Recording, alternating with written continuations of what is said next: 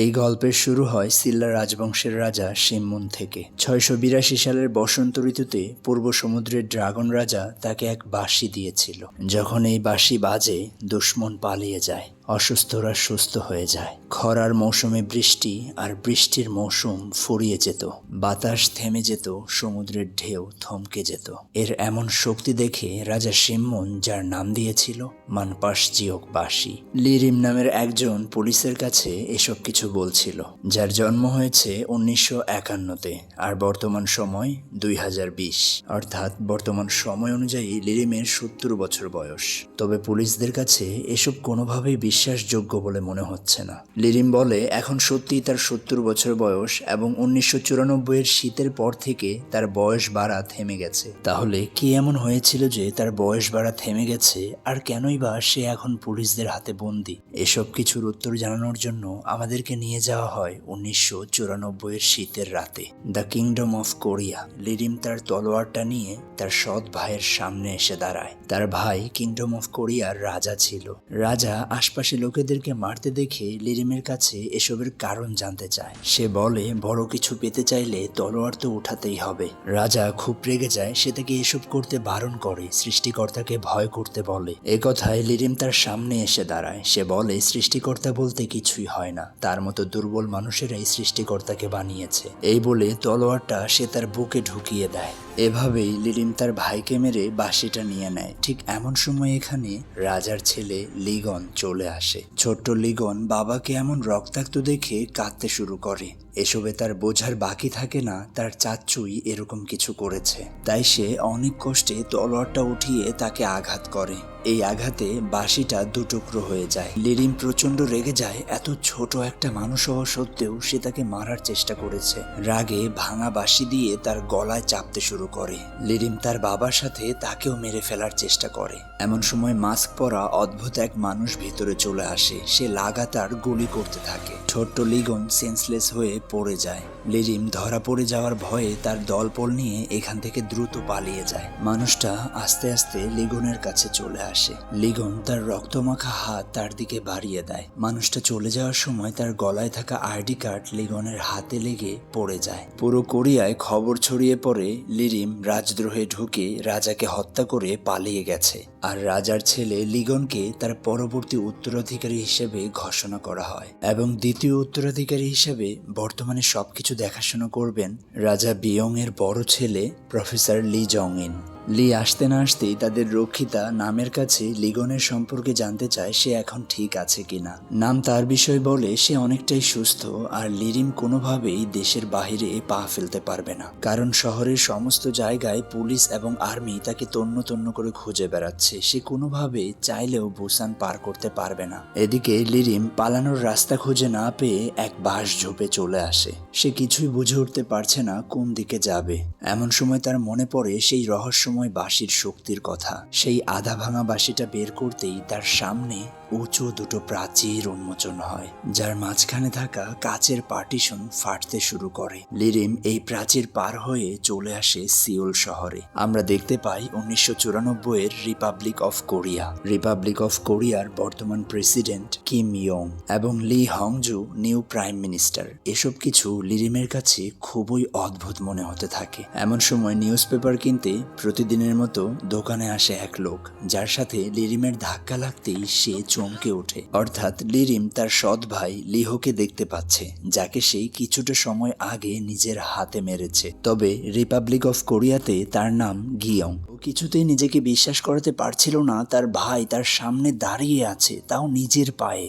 তাকে এমন ছটফট করতে দেখে লিরিম তার কাছে জানতে চায় সে কি তার সৎ ভাই, এবং সে এটাও জানতে চায় এই মুহূর্তে তার ভাই কোথায় আছে। লিরিম সেই ঠিকানায় আসতেই লি সিয়ং নামের একজনকে দেখতে পায়, যে এই দুনিয়ায় অর্থাৎ রিপাবলিক অফ কোরিয়াতে তারই সমান্তরাল রূপ ছিল, তবে এখানে সে পঙ্গু ছিল।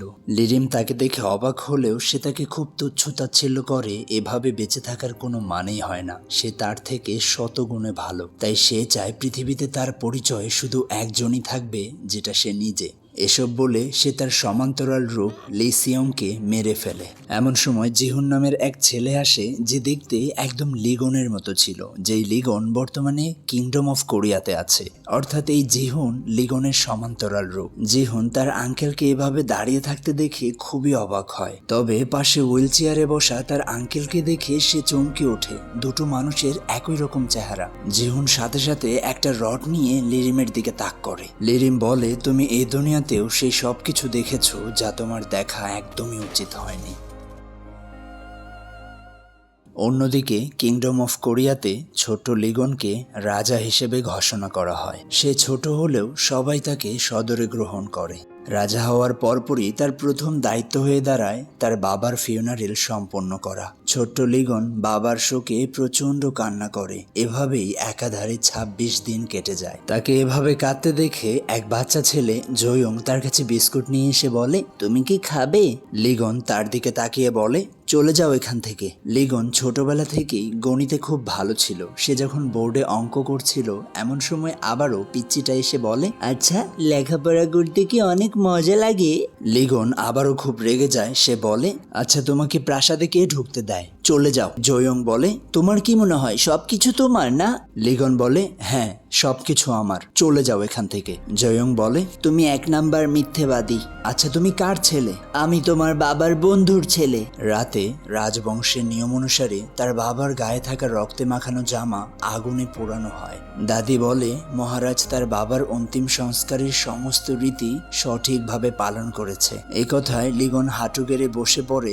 তার বাবার কথা খুব মনে পড়ছিল। সে অঝরে কাঁদতে শুরু করে। তাকে এভাবে কাঁদতে দেখে তার দাদিমাও তাকে শান্ত করতে পারে না। সেও ভীষণ কাঁদতে থাকে। এমন সময় জয়ং এসে বলে, তুমি কেন কান্না করছো? কান্না করো না। এই বলে সেও কাঁদতে শুরু করে। তাকে এভাবে কাঁদতে দেখে লিগন উঠে এক তলোয়ার নিয়ে এসে তাকে বলে, এবার তুমিও চুপ হয়ে যাও। এই নাও, আজ থেকে তুমি আমার অটুট তলোয়ার। সে বলে, এই অটুট তলোয়ারটা আবার কি জিনিস? আচ্ছা তোমার নাম কি? আমি জয়ং। আর তোমার নাম কি? আমি লিগন, কোরিয়া সাম্রাজ্যের রাজা। জয়ং গিফটের জন্য তাকে ধন্যবাদ জানায়। তারা দুজনেই খুব খুশি হয়। এদিকে রিপাবলিক অফ কোরিয়াতে হিয়ে নামের এক মহিলাকে দেখতে পাই, অর্থাৎ যে জিহুনের মা। পুলিশ তার স্বামী জিয়ং এর ডেড বডি তাকে দেখায়। সে স্বীকার করে এটাই তার স্বামী। পুলিশ তাকে জানায় সে প্রচুর মদ খেয়েছিল, হয়তো কোনো এক গাড়ি তাকে উড়িয়ে দিয়েছে। হিয়ে খুব স্বাভাবিকভাবে পুলিশকে বলে যদি তার কাজ শেষ হয়ে যায় সে কি এখান থেকে যেতে পারে, এবং সে কাগজেও সাইন করতে চায় যাতে করে সরকার তার স্বামীর অন্তিম সংস্কার ফ্রিতে করে দেয়। এ কথায় পুলিশ খুবই অবাক হয়। তার স্বামী মারা গেছে অথচ তার কোনো কদরই নেই। হিয়ে বাড়ি ফিরে আসে। সে প্রচন্ড খুশি ছিল কারণ সে চাইতো তার স্বামী যেন মরে যায়। ইনফ্যাক্ট সে প্রতিনিয়ত তার স্বামীর মৃত্যুর জন্য দোয়া করত, যা সে এতদিনেও করতে পারেনি। কেউ একজন তার হয়ে কাজটা করে দিয়েছে। এখন সে খুব খুশি কারণ তার ছেলে জিহুনকে নিয়ে সুখে শান্তিতে থাকতে পারবে। এমন সময় লিরিম তার সামনে চলে আসে। হিয়ে তাকে দেখা মাত্রই চমকে ওঠে। অন্যদিকে কিংডম অফ কোরিয়াতে সমুদ্র পাড়ে লিরিমের মৃতদেহ পাওয়া যায়। অর্থাৎ লিরিম তার সমান্তরাল রূপ লিসংকে মেরে তার পোশাক পরিয়ে কিংডম অফ কোরিয়াতে পাঠিয়ে দিয়েছে। তবে প্রফেসর লির কাছে এসব কিছু বিশ্বাসযোগ্য বলে মনে হচ্ছে না। কিন্তু রয়্যাল গার্ডসদের কথা হচ্ছে লিরিম সুইসাইড করেছে। তবে সে খুব স্পষ্ট দেখেছে তার শরীরের হাড়গোড় ভাঙা ছিল, অর্থাৎ কেউ একজন তাকে খুব নৃশংসভাবে মেরেছে। রাজ্যের উপর যেন কোনো প্রভাব না পড়ে, তাই তাকে এই সাক্ষী দিতে হবে যে লিরিম সুইসাইড করে মারা গিয়েছে। তার সবথেকে বিশ্বস্ত সদস্য নিউজে তার মৃত্যুর খবর দেখে খুবই রেগে যায়। এভাবেই পুরো 25টি বছর কেটে যায়। আমরা কিংডম অফ কোরিয়ার রাজা লিগনকে দেখতে পাই, যে এখন প্রাপ্তবয়স্ক, আর তার সেই ছোট্ট খেলার সাথী জয়ং এখন তার পার্সোনাল অ্যাসিস্ট্যান্ট। আজ সে প্রাইম মিনিস্টারের সাথে দেখা করবে, তাই সে তৈরি হচ্ছে। অন্য ঘরে তার দাদি মহলের রানী নিয়ে আসার জন্য বিভিন্ন তাবিজ কবজ করছে। সে লাল কার্ডওয়ালা কবজ মহলের বিভিন্ন জায়গাতে ছড়িয়ে ছিটিয়ে দিচ্ছে। তবে সে রাজার কাছে ধরা পড়ে যায়। দাদি বলে এখন সে অনেক বড় হয়েছে আর এটা বিয়ের জন্য উপযুক্ত সময়। তবে লিগন তার দাদির কথায় পাত্তা না দিয়ে সে তার ঘোড়া ম্যাক্সিমাসকে নিয়ে বেরিয়ে পড়ে। এদিকে আমরা বর্তমান প্রাইম মিনিস্টার কুকে দেখতে পাই যে রাজা সাহেবের সাথে দেখা করার জন্য হেলিকপ্টারে করে বুসান শহরে ল্যান্ড করেছে। চেকিং করতে আসলে ওয়্যারলেস ব্রায়ের জন্য ধরা পড়ে যায়। তার এরকম চটন পটন দেখে আমরা বুঝতে পারি সে কিছুটা ডাইনি টাইপের আছে, মানে শয়তানি বেটি। এরপর আমাদের লাল টুকটুকু কু চলে আসে রাজার কাছে। রাজার কাছে এসে বলে অ্যাকচুয়ালি আমি ম্যাক্সিমামসকে অনেক মিস করেছিলাম। আরে ভাই ভাঙা চুরে ফেলতেছে আমার পাশের রুমের আন্টিরা, মানে হিসাব কিতাব দেওয়ার থেকেও বেশি কু হচ্ছে কুহু কুহু আজাইরা কথাবার্তা বলছিল। তবে আমাদের রাজা সাহেব অনেক সুন্দর চেহারার অধিকারী একটা পোলা, এই পোলাটা হচ্ছে তার সবকিছুই ধরে ফেলে। সে বলে আমি সবকিছু বুঝতে পেরেছি, ওকে ফাইন। কু তার খুব নিকটে এসে বলে যেমনটা আমি রিপোর্টে বলেছি দেশে শান্তি আছে, আর এই ছবিগুলো দেখার পর তারা আরো খুশি হয়ে যাবে। রাজামশাই তার এমন সব ভাবসাব দেখে বলে ইয়া অ্যাকচুয়ালি আপনার বাম প্রোফাইলটা অনেক ভালো, এখানে ছবি তুললেই অনেক ভালো হবে, নো প্রবলেম। কু চাচ্ছিল সে একটু মহলে যাবে, একটু ইটিস পিটিস যদি করতে পারে, বাট রাজা সাহেব সেই সুযোগটা আর তাকে দেয় না রে। কু বলে বাহ আপনি তো দেখছি ভালোই নোটিস করছেন আমাকে। রাজা বলে ইয়া অফকোর্স, আর কমফোর্টেবল জুতা পরার চেষ্টা করুন। কু কথা খুঁজে না পেয়ে ঘোড়া চালানো শিখতে চায়। সে বলে ঘোড়া চালানো শেখার আগে একটা কথা জানতে হবে, যদি আপনি ইমানদারির সাথে শিখতে চান তাহলে আপনার ঘোড়া শেষ নিঃশ্বাস অব্দি আপনার সঙ্গ দেবে। সো প্রাইম মিনিস্টার কু আপনি কি সত্যি একজন ইমানদার মানুষ? এসব শুনে কু কিছুটা দ্বিধায় পড়ে যায়। রাজা সাহেব বলে তার আরো একটি মিটিং আছে, এই বলে সে ঘোড়াটাকে নিয়ে চলে যায়।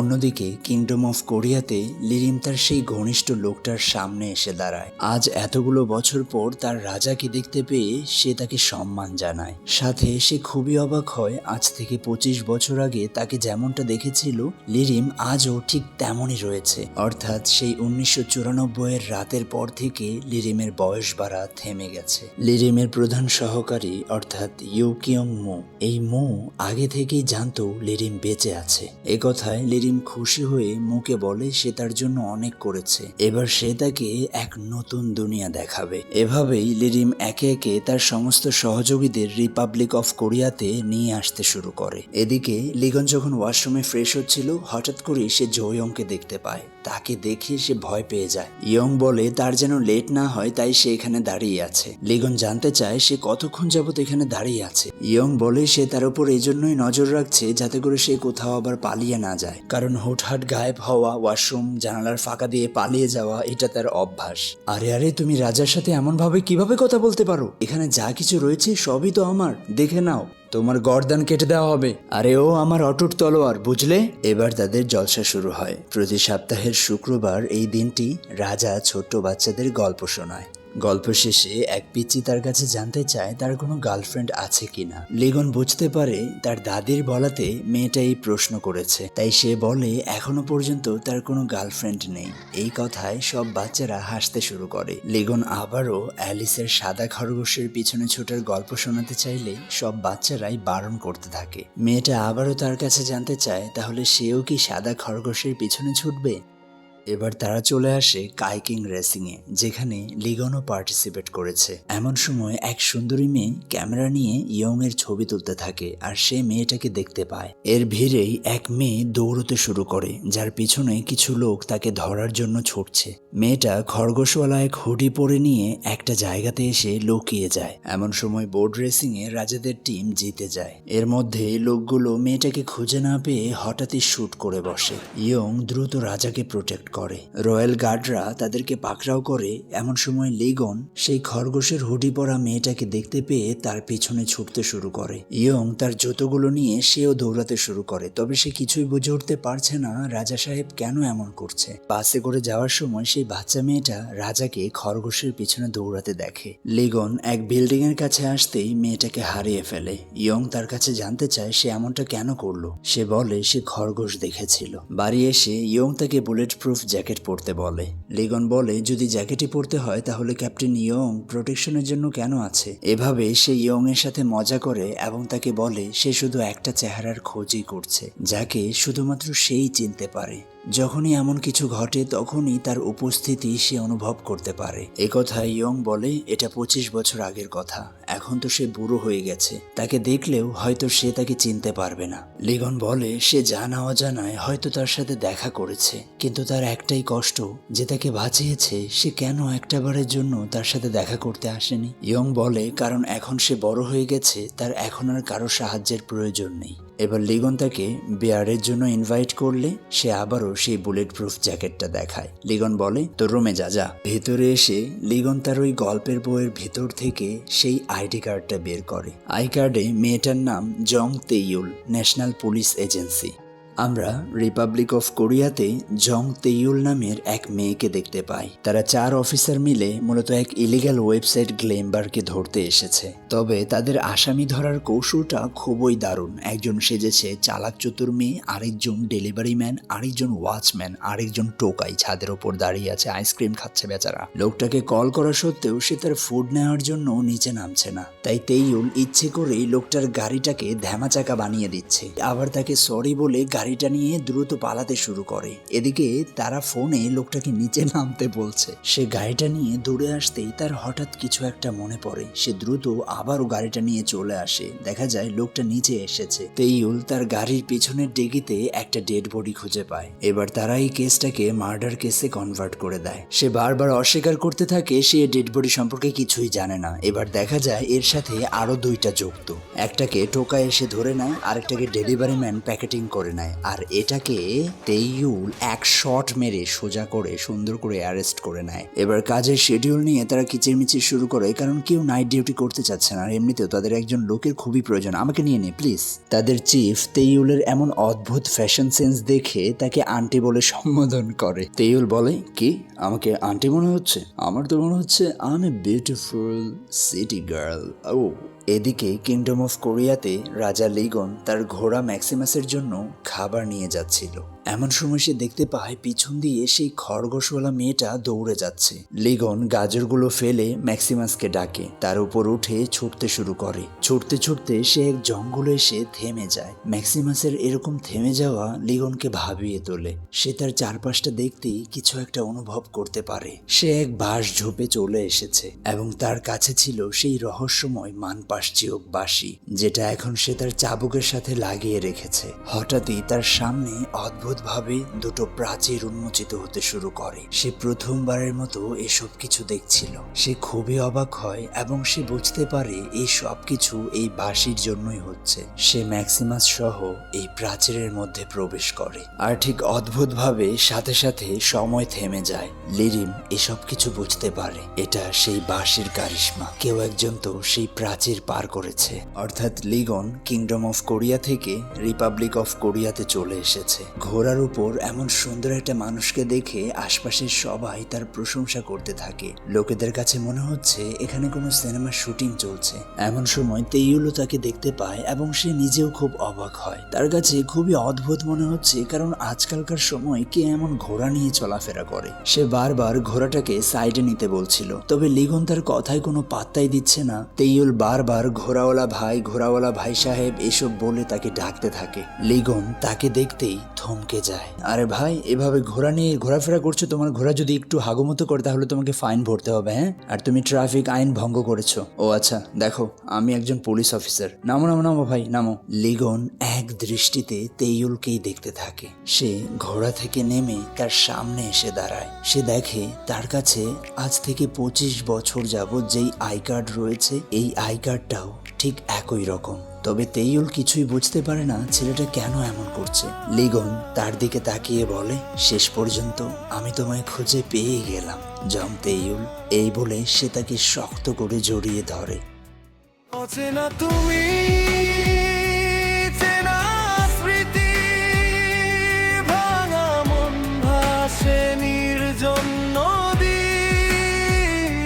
অচেনা তুমি,